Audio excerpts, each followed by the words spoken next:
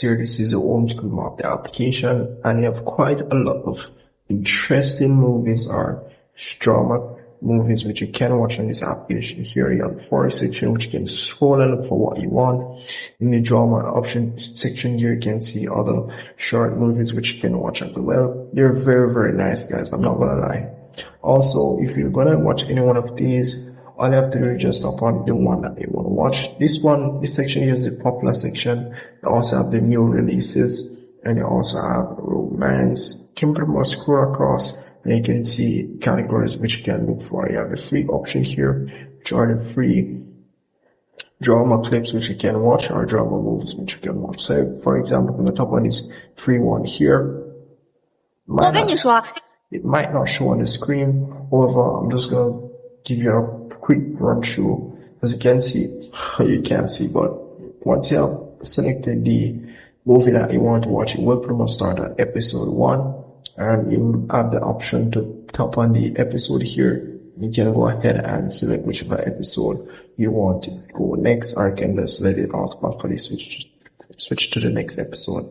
And as you can see, it has over 94 episodes for this one short clip here.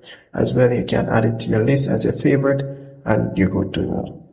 So that's really pretty much it. And in history section, you pretty much will see all the drama movies that you'll be watching. And as you can see, this is episode 1. Going in my section here, and also over here as well.